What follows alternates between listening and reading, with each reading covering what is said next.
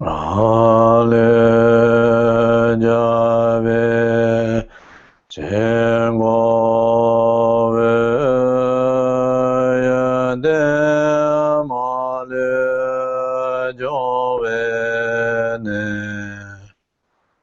sazong gola nga yearlong tobe gola jazo je.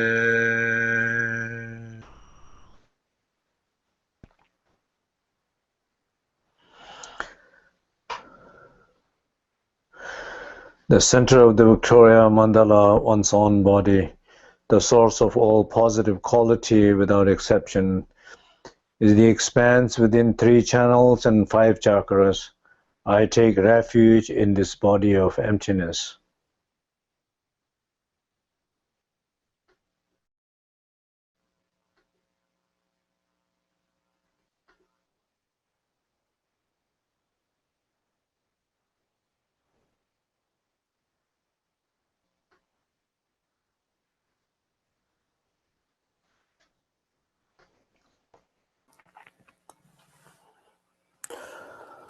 Dāngā bāmbē dēnzō Geshe rāsā dē mājē gādā nāṁ yearlong ājē gōlā jazo je.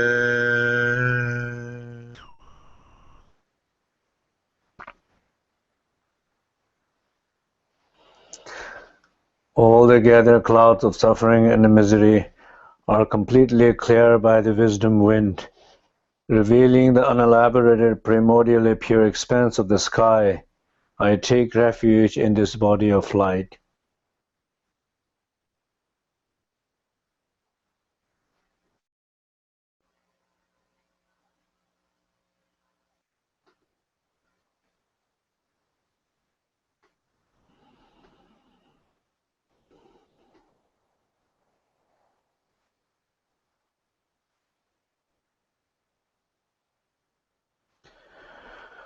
Geshe Wangyal Rinpoche dele wazeta hare bebe dawaza deje gola jazo je.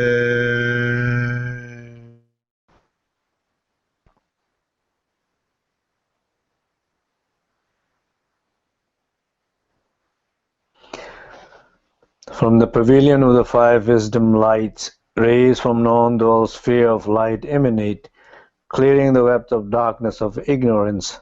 I take refuge in this body of great bliss.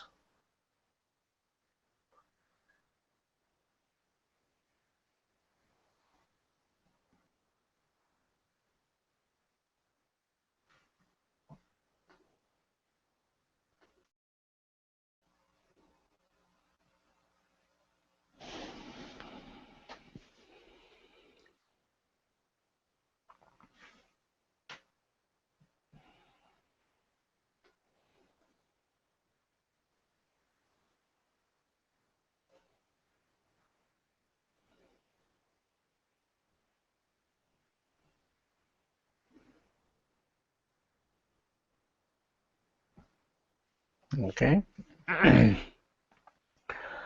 So welcome everybody back.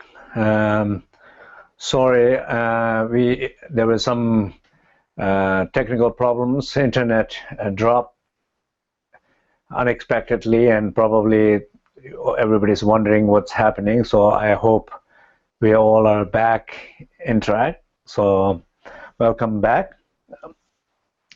So this next session, I wanted to kind of speak a little bit about what we spoke this morning and how to bring these principles and awareness and practices in our everyday life, and so some sense of really able to make some commitment. So I think this is very important that I hope many of you who are here are serious and committed enough to follow this one time a month webcast teaching, and trying to understand the practice and trying to commit with the practice and trying to bring some changes in your life and for better. So I wanted to talk a little bit about commitment, because like anything in life, without commitment, nothing is going to work. Because some sense of you need to understand that this is very important, understand that you, regardless of you fully understand or not, you're not going to give up, and to try to be patient to understand it, and then to how to bring these practices in our everyday life. So I'm going to speak a little bit first, as we spoke this morning, just the awareness of watching your habits.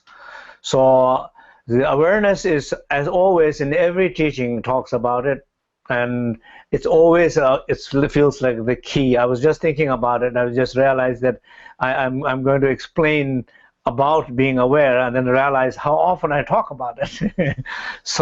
But it somehow, without talking about it, I think none of the practice really makes sense. So as far as, are you committed enough to be aware of your life? Aware places where you lose your soul, or you become a cause of losing your own soul. You become a cause of losing other people's soul. You become a cause of losing collective energies. How much you are willing to be aware? Are you brave enough? Are you honest enough? Are you direct enough to reflect that? I think that's very important. So the commitment and awareness, it's very important here. So the first, because many times people, there is a saying in Tibetan tradition, like we say, like the person who has been in the teaching for so long time, their head is so strong, so stubborn, that even you hit X their head, you will not able to cut it. That means so strong, so stubborn. It's like a piece of rock staying in the ocean for thousands of years. When you break it, it's totally dry inside. It just doesn't touch some people like that.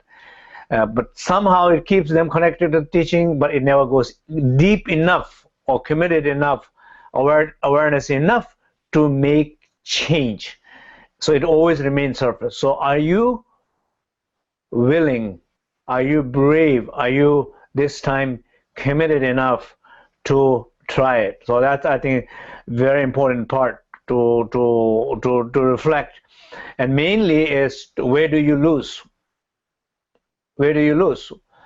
Do you lose at your work?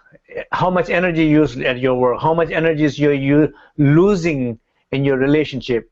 How much energy is you're losing just being yourself, or trying to be yourself, or trying to be someone? How much you're losing? So committed enough to be aware. So awareness means there's two things, formally and informally. So formally, anywhere from half an hour to an hour-long practice every day. So that means, of course, you can say, okay, I can only do 15 minutes. That's fine. So I would say, like anywhere from half an hour to 1 hour of practice every single day. Are you willing to do that? That's one thing. Second thing, it's informal situation. Are you willing to be conscious 5 times every single day?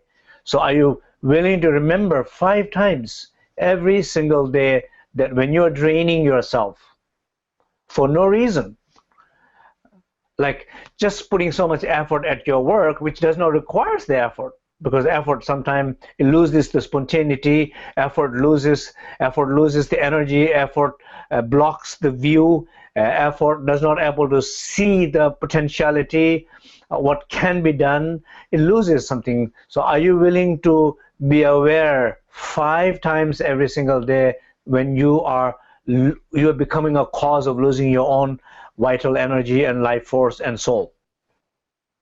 And are you willing to turn it around? Instead of losing it, at least not lose it, sustain it, or better, to plug your into the power source, into the source of healing, and retrieve every time you're beginning to lose it, being aware of it, retrieving it. Every time you're aware of losing it, being aware of it, retrieving it. Are you willing to commit 5 times every single day?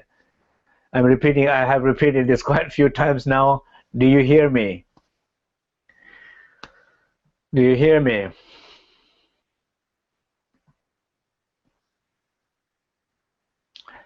Half an hour formal practice every day. 5 times informal every day, which means when you're losing it, be aware. That's one very important step, because with no awareness, you don't do nothing. When you're aware, can you sustain, can you maintain and not lose more? Or better, can you remember taking 3 precious pills: stillness of the body, silence of the speech, spaciousness of the mind? Are you willing to be aware of these 3 pills, the white pill, red pill, and blue pill?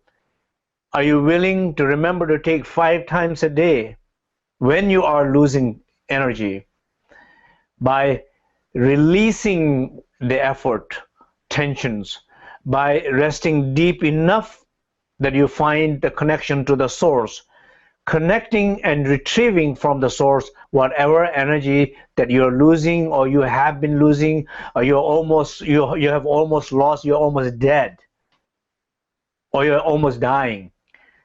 Are you willing to reverse that, or at least prolong longer whatever the left of energy, the soul, the healing energies that you have, willing to maintain that for a little bit, longer period of time? So this is very, very important. I know some of you might be thinking, well, I did hear about the 3 pills. I'm sure you heard about 3 pills. I'm sure you have done. I'm sure you have some glimpse of experiences, but I'm quite sure you don't apply enough. And I'm quite sure many of you have been losing your vitality and life forces and energy. That is exactly the reason why I'm emphasizing. I'm not emphasizing that many of you don't know the 3 pills and many of you don't know this exercise. My emphasis is you don't apply when you personally needs the most. That's the emphasis. And as I'm speaking, you recognize yourself that that's true. That's true. That you, when it's needed to be applied in your own life, in a very specific situation, when you struggle with your pattern or habit or pattern, and you keep on losing energy again and again and again, and you don't remember the practice, you don't apply that time, and you keep on losing energy. And how much you have lost, how much soul you have lost, how much this vitality energies, how much laughter you have lost, how much humor you have lost, how much playfulness you have lost. You keep losing unless you're really aware in your personal situation in your life. This is very important point. I'm highlighting it again. It's not about, to many of you who know the practices very well, it's about your lack of ability to apply moment you need the most. That is point to remember for you. So that's one thing. Like, so 5 times. So let's say this half an hour. If you say, okay, today I have a really a long day, I cannot do half an hour. Half an hour is nothing. But maybe let's say you feel like a half an hour is a lot and you cannot do it, or can only do 15 minutes. Okay, that's fine. 15 minutes is fine. But it's not fine if you forget, not able to do 5 times informally. It's not fine for me. So you got to do it at least 5 times a day, because if you're not able to practice formally, maybe you're not able to retrieve more, but you're maybe not necessarily losing anything. But informal situation, you're losing all the time without even you knowing how much you're losing. That's a big problem. So big problem. So I want to make sure that this is the commitment that you really got to remember 5 times. And every month, every second Saturday of the month, when you come back, we all help each other to say, did I really keep my commitment, remembering 5 times a day? Oh, I might have missed few days, but most of the time I did remember. That will be wonderful thing to hear for me. Because, and you will clearly know that in that moment to moment you will able to change. Moment to moment, your negative force, your karmic force, your addiction, your ignorance, your ego is not driving your life, but your awareness is moment to moment. Your awareness is guiding your life. Moment to moment, you are able to protect. Your awareness is protecting yourself. Moment to moment, your awareness is showing the source of the healing. Moment to moment, your awareness is not only shows it, but able to retrieve it, and able to feel how much nourishment you're already beginning to feel, like it's taking a great medicine. And that's what we call 3 precious pills. So there's no way not to take every day. And probably you might say, okay, 5 times is too few times for me. This is so much fun and so much effective, and I could see right in front of my eye things are shifting and changing and going to the right direction. I will take more, and you're welcome to take more. There's no side effects. So you take as many as you wanted to. Now, so this is the point at what I refer here as personalizing. Like any practices, any spiritual practice, any dharma practice, unless the practice is personalized, practice is not going to work. Because many times when the Buddha taught the teachings, Buddha taught many different vehicles, many different system of doctrine in the Burn tradition, the 9 ways of Burn. Reason why Buddha taught like 9 ways of Burn and the different systems, because there are different categories of people. Some people got one way, some people did not get in one way. You have to approach the teaching in a differently.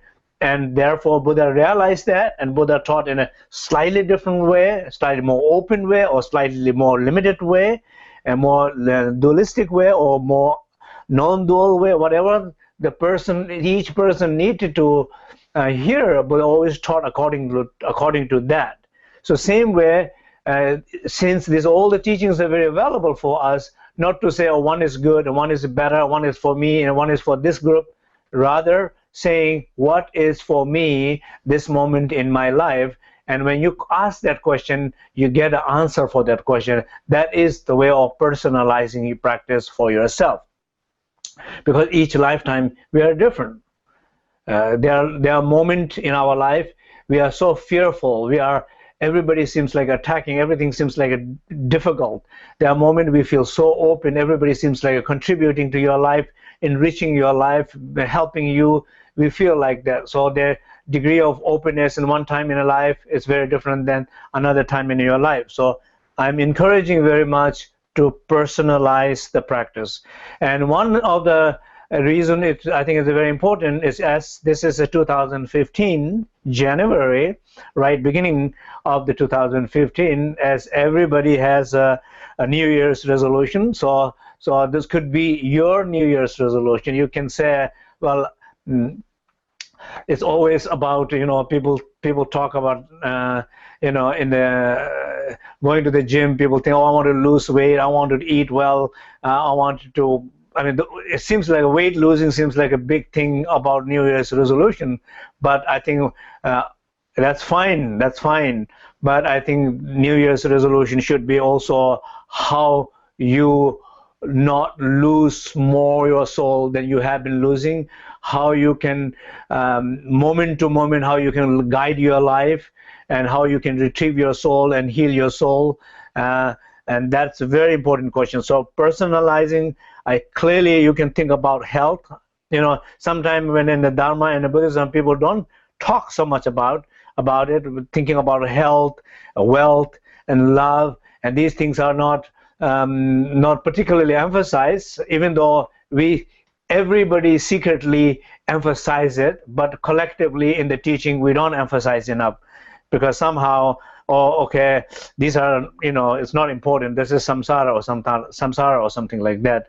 Yes, it is samsara. Yes, we are in samsara. Yes, we do emphasize in our life, secretly or openly or unknowingly, but we don't acknowledge it. So it's important to acknowledge here that your health is important. Do you pay attention to your health? Maybe you don't care about the money, but everybody needs money, so the wealth in some degree is important. What is your relation to your money? Do you have a good one? Money loves you, money keeps coming toward you, or you have a problem with money and money keeps running away from you? Well, make a friend with the money. Or, you know, love.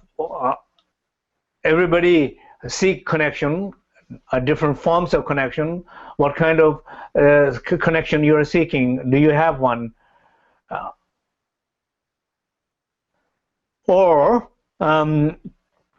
Yeah, so basically these are very personal. So like a personal health, well-being, your relationship is very important. And then once that is quite good, then you kind of go second level of that is, I think it's very important that for all of us is a social awareness.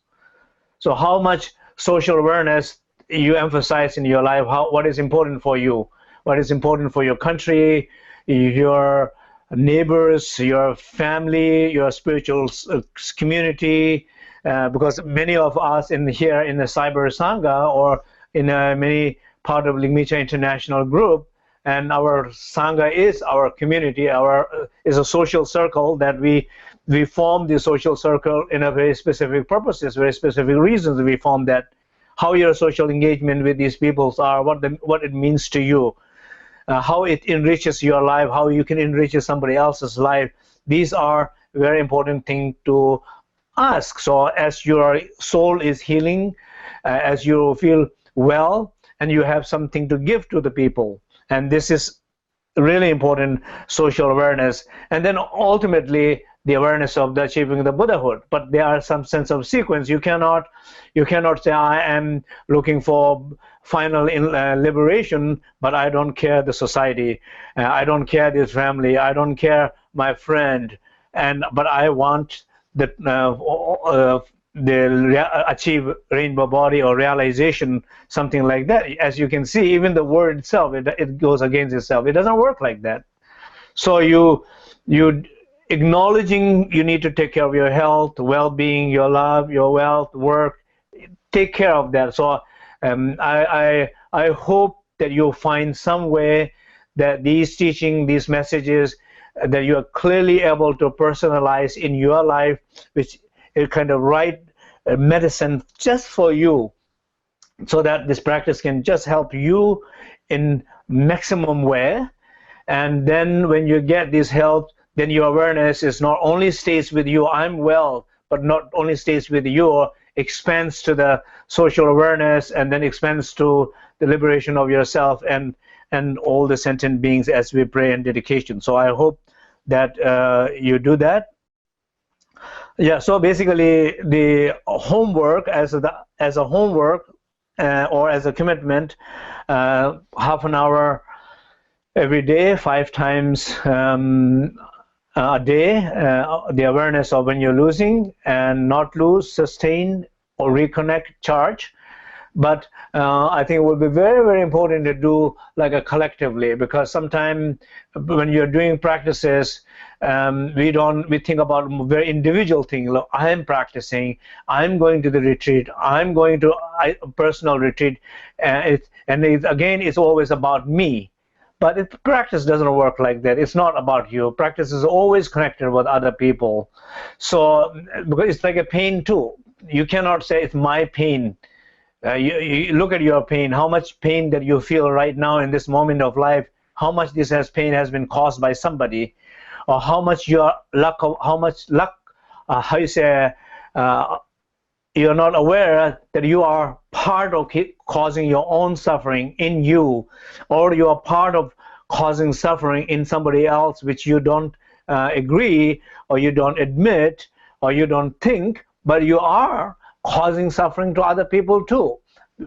We collectively suffer together. So in the same way that the benefit of these practices could be very much a collective healing.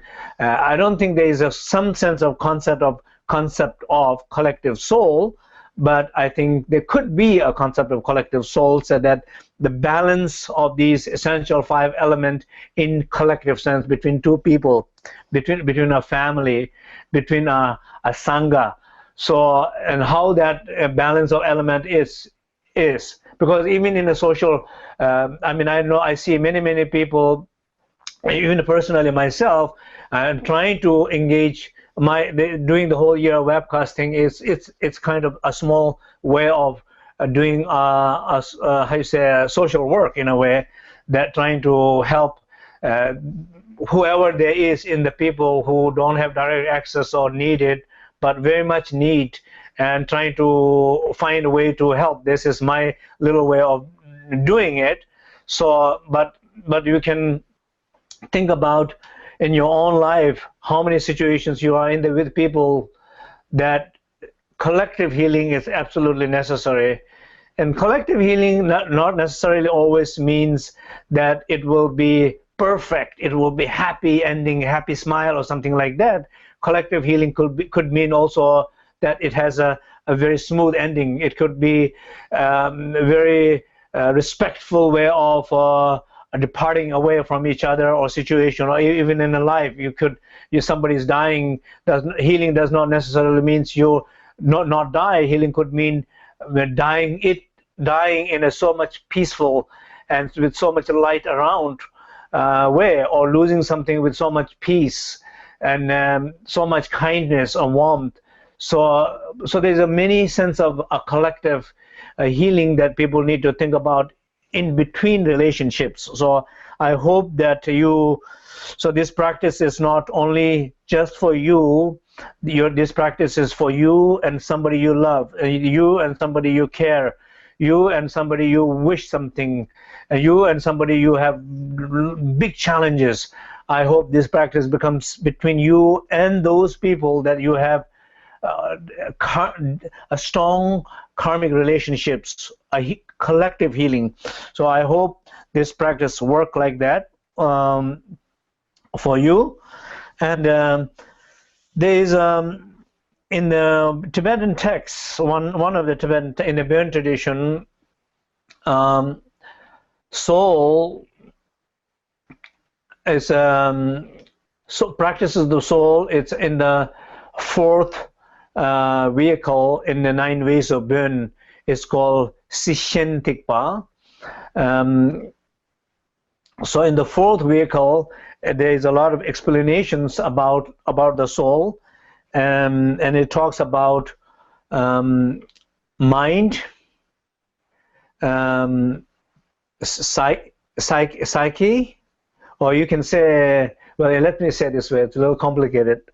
In Tibetan, we say La, which is translated as a soul, Yi, sometimes I say psyche, and then Sem I use as a mind, but I think I'm going to use slightly different way, so that there's a mind, more like it looks like it describes as a nature of mind. The example is, it says like a fire, essence of fire. So the mind, it's like a essence of fire, or the nature of mind is like an essence of fire. And then the psyche, or the thoughts, it's a yi, it's like a flame of the fire. So a flame moves around. A flame shapes in a different form. So the soul can be essence of the element can shape in different forms, in different peoples, in different situations, in different life. So then La, which is the soul, it says soul is like a smoke. So soul is like a smoke, and the flame is like the mind, in this case mind, and then the nature of mind, the essence of mind, it's like the fire. So essence of mind is the fire, the mind is like a flame, and the soul is like a smoke. So soul is always kind of moving around, it always dependent on the fire and the flame. So wherever the fire and the flame is strong, its tendency to be there. And so that this is kind of metaphor.